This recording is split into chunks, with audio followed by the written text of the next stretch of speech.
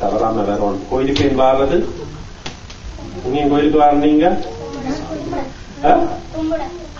என்ன கும்பிடுற நீங்க மற்றவர்களுக்காக வேண்ட வேணும். அதுக்குதான் கோயிலுக்கு வாரம். உங்களுக்காக வந்தது வீட்டில இருந்து அதான் தியானம். அதை செய்ய போறோம். கோயிலுக்கு வந்து நீங்க எல்லாரும் சேர்ந்து ஐயோ கடவுளே பக்கத்து வீட்டுக்காரரை கவனிச்சுக்கோங்க சொல்லி வேண்டாம். சரிதானே? பாலும் தழுவேனும் பாகும் பரப்பும் இவை நாளும் கலந்துனக்கு நான் தருவேன் கோலம் செய்துங்க கரிமுகத்து தூமணியே நீ எனக்கு. அப்ப 4 கொடுத்து 3 கேட்கணும். அதான் அவ்வையா சொன்னது. நீங்க 3 கொடுத்துட்டு 8 10 கேட்டீங்கன்னா சரிப்பட்டு வராது. 4 வாழைப்பழத்தை வச்சுட்டு 10 படம் பிளஸ் எடுக்கணும் கொண்டு கேட்கக்கூடாது. நான் யோகினி அவ்வையா சொன்னான். சொன்னபடினால நீங்க பிரணாயத்தை செய்து பிரணாயம் என்றா மூச்சு பயிற்சி 144 விதமான மூச்சு பயிற்சிகளை சித்தர்கள் கண்டுபிடித்து கொடுத்தார்கள். நாய் பிரணாயம், பூனை பிரணாயம், மாத்திரிய பிரணாயம், அதையெல்லாம் நீங்க கற்றுக்கொள்ள வேணும். அப்படி நீங்க இதை செய்து கொண்டு வரும்போது உங்களுடைய பிராணமய உருவம் இந்த வைட்டல் பாடி நல்ல நிலைக்கு வரும். உங்களை சுற்றி ஒரு நிறம் தெரியும். கண்ணை பார்த்தா இப்ப செத்த மீனின் கண்ண மாரி இருக்கு, கண் மாரி இருக்கு. பிரணாயம் செய்து வாங்கினோன்னா கண்ணில் ஒளி வரும். அதான் விஷயம். ரமண மகர்ஷி திருவண்ணாமலையில இருந்தால் அவருடைய கண் ஷைன்ஸ் லைக் டயமண்ட் சொல்லி போல் பிரண்டன் எழுதி இருந்தால் நீங்க வாசிச்சு பார்க்கணும். அதுக்கு அடுத்ததாக நாங்க செய்ய போறது மனோன்மய கோஷம் மென்டல் பொடியை வசப்படுத்துறதுக்கு தியானம். தியானம் சொன்னா என்ன? மனதை வசப்படுத்துதல். மனதை அடக்க முடியாது. மனதை அடக்கிறோம் அவ்வளவுதான். அடக்குனீங்கன்னா அது வேற விதத்துல வேகமா வேறும். அப்படியே மனதை வசப்படுத்தலாமே தவிர அடக்க முடியாது. அதுக்கு அடுத்ததாக புத்திமய உருவம். புத்திமய உருவம் என்றா என்ன? இன்டெலெக்சுவல் பாடி. அதுக்குத்தான் இந்த மந்திரம். மாலையில ஸ்டைலுக்கு போடுறதுல உருட்டணும். மாலையை 16 கோடி தரம் ஒரு மந்திரத்தை இந்த மாலையில உருட்டினீங்கன்னு சொன்னா மந்திர சித்தி. மனமது செம்மையானால் மந்திரம் செபிக்க வேண்டாம். புத்தன் சித்தர்கள் பாடி வைத்தார்கள். அப்ப மனத எனக்கு நான் நல்ல பிள்ளைகளுக்கு நல்ல மனம் பண்ணிட்டு நீங்க மந்திரம் சொல்லாமல் நிறுத்தக்கூடாது. மனத்தை செம்மையாக்க மட்டும் மந்திரம் சொல்லியே ஆக வேணும். அப்ப என்ன செய்வீங்கன்னு சொன்னா ஒரு மந்திரத்தை எடுத்து இன்றைக்கு அரோகரா அரோகரான்னு கட்டினீங்களா இல்லையா? அது என்ன மந்திரம்? ஹரி ஹரன் சிவன் சொன்னா ஹரன் ஹரியான்னு சொன்னா உங்களுக்கு தெரியும். விஷ்ணு ரெண்டையும் சேர்த்து ஹரிஹரா ஹரிஹரான்னு சொன்னீங்கன்னா அரோகரா. இதான் சொல்லுங்க திருப்பி. பார்த்தீங்களா? அந்த நடி மந்திரத்தையாவது நீங்க அடிக்கடி சொல்லணும். ஆனா நீங்க கோயிலுக்கு வந்து 4 நேரம் அரோகரான்ட்டு வீட்டமைப்படுத்தா போதாது. அதைத்தான் திருமூலர் மிக அழகாக சொன்னார். சிவ சிவேந்திரர் தீவினையாளர், சிவ சிவேந்திட தீவினை மாடும், சிவ சிவேந்திட திருவருமாவர், சிவ சிவேந்திட சிவஹரிதானி. அப்ப என்ன சொன்னார்? அடிக்கடி சிவசிவன் சொல்லணும். அடிக்கடி சிவசிவன் எப்படி சொல்றது? அத்தன் நவ்யார் மிக அழகாக சொன்னார். வாசி வாசி என்று வாசி திருப்போர்க்கும் அபாயம் ஒரு நாளும் இல்லை. உபாயம் இதுவே மதியாகும் அல்லது விதியே மதியாகிவிடும். அவ்வியார் என்ன சொன்னா வாசி வாசி என்று சொல்றாங்க. எல்லாரும் சொல்லுங்க பிள்ளத்தா. வாசி வாசி தொடர்ந்து சொல்லிக்கொண்டே இருப்போம்.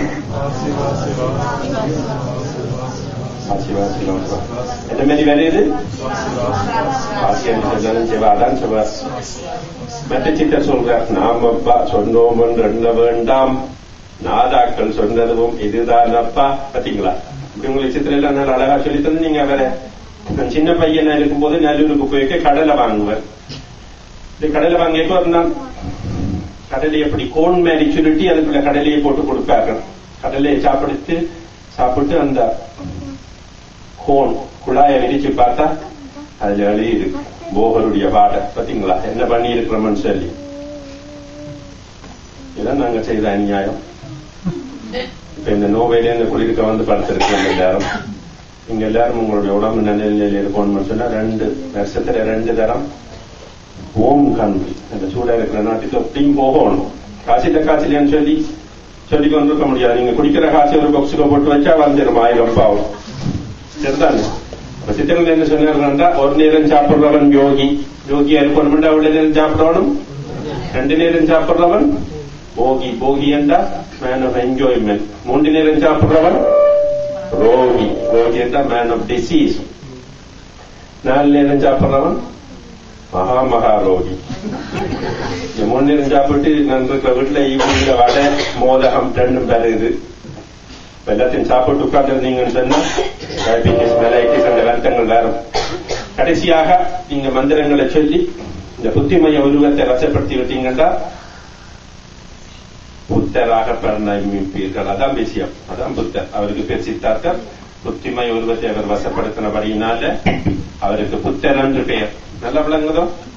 கடைசியாக ஸ்பிரிச்சுவல் பாடி காரணமய உருவம். நீங்க கோயிலுக்கு போகணும். இன்றைக்கு நல்ல அழகா பாடினீங்க. எல்லாரும் சேர்ந்து பாடணும். வெக்கப்படக்கூடாது. அந்தபடியா என்ன வெக்கப்படாம எப்படி பாடுறது? அந்த மூடியாண்டு பாடணும். அன்னைக்கு ஒருத்தருக்கு தெரியாது யாரு பாடுறது.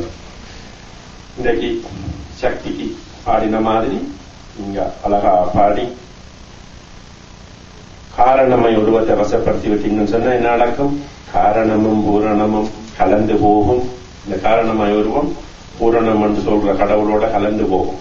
அப்படியா யோகான்னு சொன்னா இந்த 5 உடம்புகளை நீங்க வசப்படுத்தி கடைசியாக பூரணத்தோட கலக்க வேணும். என்ன விளங்குதோ? அதுக்கு என்ன செய்யணும்? ஆசனம் செய்யணும், பிரணயம் செய்யணும், தியானம் செய்யணும், மந்திரம் செய்யணும், பக்தி செய்யணும். என்னடா இது ஆசனம் செய்ய சொல்றான் தாடியன் அந்தல இருந்து வந்திருந்து பிரணயம் செய்ய சொல்றான். இதுக்கு நான் இங்க இருக்கு டைம், இதற்கு நோவை பற்றி தெரியாதுன்னு யோசிக்க கூடாது. திருமூலர் வழி சொல்ற ஷார்ட் கட் இருக்கு எல்லாத்துக்கும். யாவருக்குமாம் இறைவருக்கு ஒரு கையிலை. நீங்க இந்த கோயிலுக்கு வந்து பூ கூடி நீங்க காசு கொடுத்து வாங்கணும். ஆனா திருமூலர் என்ன சொன்னாருன்னா பூ எல்லாம் காசு இல்லைன்னு சொல்லி சொல்லாம இலிய கொண்டு வந்து ஐயர்கிட்ட கொடுக்கணும். வேப்பம் இலை, வில்வம் இலை, மா இலை. இங்க ஒரு இலையும் இங்க நோவையில கிடைக்காதுன்னு சொல்லுவார்கள். அதுக்கு என்ன சொன்னார்? அடுத்த வரையில அது செய்ய இல்லாட்டி யாவருக்குமாம் பசுவுக்கு ஒரு வாய் உரை. இங்க மாட்டை பாத்தீங்கன்னு சொன்னா அந்த வாயில புல்ல ஒரு கை புள்ளி எடுத்து அந்த வாயில வைக்கிறோம். புள்ளி கிடைக்கலன்னு சொன்னா நீங்க தின்ற வாழைப்பழத்தின் தோலை அது வாயில போட்டுருவோம். அதையும் செய்ய இல்லாட்டி நீங்க வாழை இலையில சாப்பிட்டு இலைய எறிஞ்சிங்கன்னு சொன்னா பசுமாடு வந்து சாப்பிட்டு போகும்.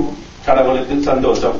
அதான் யாவருக்குமாம் பசுவுக்கு ஒரு வாயுரை. அதையும் செய்ய இல்லாது பசுமாட்டைங்கானம் ஒன்றைங்கானம் சொன்னீங்கன்னு சொன்னா யாவருக்குமாம் உண்ணும் போது ஒரு கைப்பிடி நீங்க சாப்பிடக்க ஒரு படி எடுத்து வச்சு ஓம் கிரீம் க்ரோம் சிவாகம் சித்தராய சித்திரகுப்தாய யமுருபிதராய ஓம் தச்சத் ஓம் கிரியவனமோம் சித்தனமோம் அன்னபூர்ணி நமோம்னு சொல்லி அன்னபூர்ணி மந்திரத்தை நீங்க சொல்லிட்டீங்கன்னு சொன்னா சாதம் பிரசாதமா மாறிடும். இனிமே நீங்க வீட்டை போய் சாதம் சாப்பிடக்கூடாது. அதான் நீங்க கவனிச்சு பாத்தீங்கன்னா இந்த கோயிலுக்கு கொண்டு எல்லாம் படைச்சிருக்கா இல்லையா? படைச்சிட்டு ஐயர் அந்த மந்திரத்தை சொன்ன உடனே அன்னபூர்ணி மந்திரத்தை சாதம் எல்லாம் பிரசாதமா மாறிடும். அதுக்கு பிறகுதான் நீங்க சாப்பிடலாம். என்னடா இது ஒரு நாள் மறந்து போறோம், வேலை முடிய பசியில வந்து சாப்பிட்டுறேன், ஒரு பிடி பிடிச்சு வைக்க ஏறுதில்லையே என்று நீங்க சொன்னா அது திருமூலர் அதுக்கும் படி சொல்ற. கவனமா கேளுங்க. அதையும் செய்ய இல்லாட்டி யாவருக்குமா பிறர்க்கு இன்னுரைதானே. பாத்தீங்களா? நீங்க ரோட்ல போய் good morning how are you know வெளியே என்ன சொல்லுவீங்களோ தெரியாது சொல்லிடுவாங்க. அதுக்கு அவர்கள் திருப்பி குட் மார்னிங் அப்படி சொன்னா நல்லம். இல்லாட்டி நீங்க கவலைப்படக்கூடாது என்றால் அது உங்களுக்கு நட்டம் இல்லை, அவர்களுக்கு தான் நட்டம். அப்படின்னா இப்ப நாங்க கதை கேட்டது போதும் இப்ப ஆசனம் செய்ய போறோம். அதுல இருக்கிறதா இந்தியால இருக்கிறது யோக சுவாமி. அது பக்கத்தில் இருக்கிறதாரு ஹவாய் சுப்பிரமணிய சுவாமி.